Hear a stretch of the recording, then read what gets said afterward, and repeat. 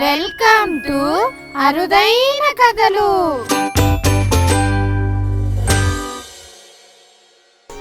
Hi పిల్లలు, ఇవాళ కొత్త కథ చెప్పుకుందామా? అనగనగా ఒక అడవిలో తెల్లపంది నల్లపంది ఉండేవి. అవి రోజు కలిసిమెలిసి ఉండేవి. వాటికి ఏ విధమైన కొట్లాట్లు లేకుండా చాలా సంతోషంగా ఉండేది. ఉన్నట్టుండో రోజు అవి రెండు విపరీతంగా దెబ్బలాడుకుంటున్నాయి. ఎందుకంటే ఈ తెల్లదానికి నేను చాలా అందంగా ఉన్నాను, తెల్లగా ఉన్నాను అంటూ విపరీతమైన గర్వంతో నల్లదానితో దెబ్బలాడేది. ఒకరంటే ఒకరికి పడనంతగా కోపం పెరిగిపోయింది. దాంతో ఒకే తావులో వెళ్తున్నా కూడా రెండు మాట్లాడుకునేవి కాదు. ఓ రోజున అవి అలాగే దెబ్బలాడుకుంటూ వాటికే తెలియకుండా పక్కనే ఉన్న పల్లెలోకి వెళ్లిపోయాయి. అవి రెండు దెబ్బలాడుకుంటూ ఉండంగా మాంసం అమ్మే అతను చూశాడు వాటిని. అబ్బా భలే ఉన్నాయి, వీటిని కనుక అమ్మి నేను సొమ్ము చేసుకుంటే నేను చాలా ధనవంతుడైపోతాను అని మనసులో ఆలోచించుకుంటూ వాటి మీదకు ఒక్కసారిగా వల విసిరాడు. అంతే, ఆ రెండు వలలో చిక్కుకున్నాయి. అతడు వాటిని ఇంటికి తీసుకువెళ్లి మిగతా జంతువులతో పాటు తన పశువుల కొట్టంలో కట్టేశాడు.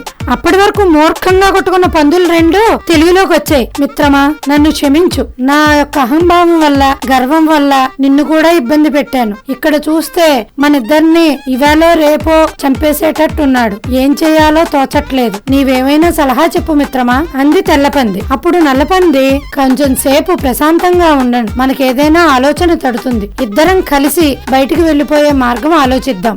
రాత్రంతా దీర్ఘంగా ఆలోచించిన పిమ్మట వాటికి ఒక ఆలోచన తట్టింది. తక్కిన జంతువులతో చర్చలు సమావేశాలు జరిపాయి. తెల్లవారింది. వాటికి ఒక చక్కటి ఉపాయం దొరికింది. మేం తప్పించుకుంటున్నాం, మీరు మాతో బయటకు వచ్చేస్తారా అని అడిగేవి తక్కిన వాటిని. తక్కిన జంతువులన్నీ సరే అన్నట్లు తల ఊపాయి. అంతే, ప్లాన్ సిద్ధమైంది. మాంసం అమ్మే అతని దినచర్యను అన్ని జంతువులు జాగ్రత్తగా గమనించాయి. అతడు ప్రతిరోజు జంతువులన్నిటినీ తినడానికి తాగడానికి కాసేపు ఫ్రీగా వదిలిపెట్టేసేవాడు.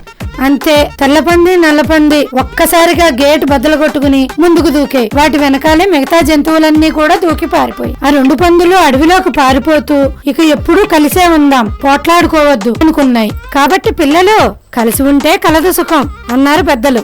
మనం కూడా కలిసి ఉందామా? అర్థమైందా పిల్లలు? కలిసిమెలిసి ఉంటేనే ఆనందంగా జీవించవచ్చు.